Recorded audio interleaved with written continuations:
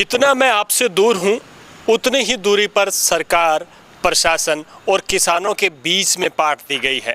ये वो दूरी है जो सरकार, प्रशासन और किसान के बीच है, क्योंकि तीनों ही अपनी बात जो है वो एक दूसरे के सामने सही तौर पर या सही तरीके से नहीं रख पाते हैं। यही कारण है कि हर साल, चाहे वो रबी की फसल हो, चाहे वो खरीफ की फसल हो, खरीदने के लिए किसान संगठन जो है वो प्रशासन से टकराव में रहते हैं और प्रशासन किसानों की बात सुनकर भी अनसुना कर देता है। और ऐसा ही फिलहाल हनुमानगढ़ में चल रहा है। हनुमानगढ़ में धान की सरकारी खरीद अभी नहीं हो रही है, बल्कि इसके अलावा 5 से 6 परचेजर हैं जो अपने स्तर पर निजी तौर पर किसानों की धान की खरीद कर रहे हैं और इनको लाइसेंस भी सरकार की तरफ से दिया गया है।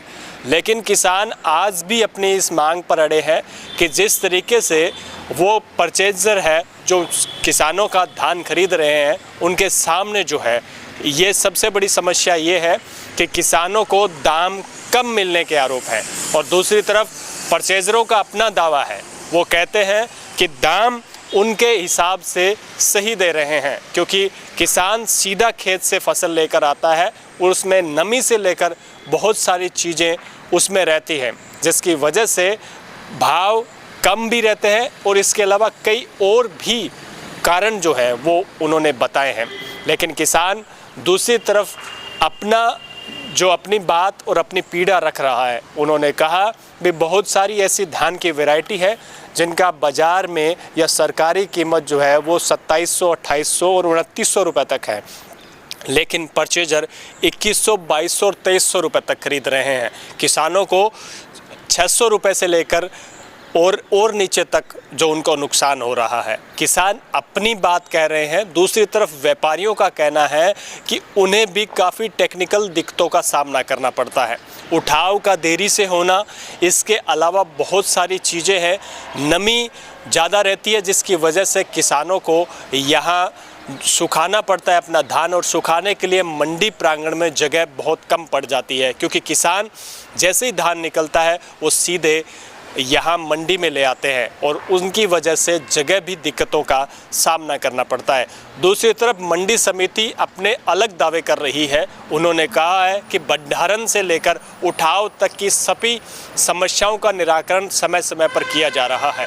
तोला धान का वालों का अपना पीड़ा है। उनका कहना है कि उन्हें भी उचित समय पर मजदूरी नहीं मिल पाती और इसके अलावा बहुत सारे किसानों का ये भी आरोप रहा है कि तुलाई के दौरान भी किसानों की काट को लेकर कई बार विवाद हुए हैं।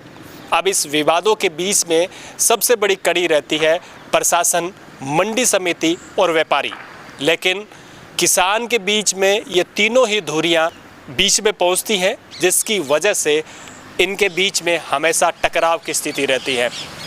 व्यवस्थाएं बदलने के लिए इन सभी को अपने बीच की दूरियां ख़त्म कर और इस तमाम एक मंच पर, एक सिस्टम पर आकर किसानों को, व्यापारियों को, प्रशासन को और सरकार को, चारों को सोचना पड़ेगा कि किसान को हर साल आने वाली दिक्कतों का कैसे निराकरण किया जाए।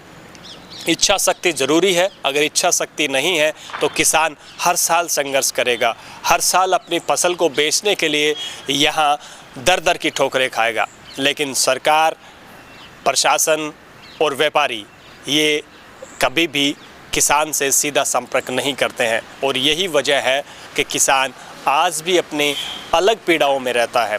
किसान को सबसे बड़ी दिक्कत आती है क्योंकि उनके घर पर भंडारण की क्षमता कम है और वो अपने धान को अगर घर पर भंडारित करता है या अपने धान को घर पे सुखाने का काम करता है तो उसके पास जगह का अभाव है, और अगर वो मंडी में ले आता है तो नमी बताकर, बहुत सारे अन्य कारण बताकर उसके धान की फसल को कम दामों में खरीदा जाता है। किसान अपनी पीड़ा रो रहा है, लेकिन इसके अलावा प्रशासन और जो वहाँ का परचेजर है वो अपनी पीड़ाएं रो रहे हैं। उनका अलग कहना है। उनका कहना है कि धान सीधा आता है, उसमें नमी बहुत ज़्यादा होती है। इसके अलावा जो भाव में भी उतार चढ़ाव रहता है, बहुत सारे अन्य टेक्निकल कारण भी उन्होंने बताए, जिसकी वजह से भाव में उतार चढ़ाव और भाव कम रहता है। लेकिन किसान सिर्फ एक ही मांग कर रहा है कि उसको सही समय पर उसकी धान की खरीद हो जाए इसके बाद उसको सही समय पर पैसा मिल जाए। अब हालांकि मंडी समिति और प्रशासन ने मिलकर टोकन व्यवस्था ज़रूर चालू करवाई है और इस टोकन के माध्यम से ही धान की खरीद की जा रही है, लेकिन सवाल फिर वही है कि ये चारों कब अपनी जिम्मेदारी को समझेंगे और किसान के साथ सीधा संवाद करेंगे, क्योंकि संवाद एक ऐसा हल है जो इन सभी आने वाली समस्याओं से निपटारा करवा सकता है। हनुमानगढ़ से मेरे सहयोगी गुरुदेव सैनी के साथ कुलदीप शर्मा।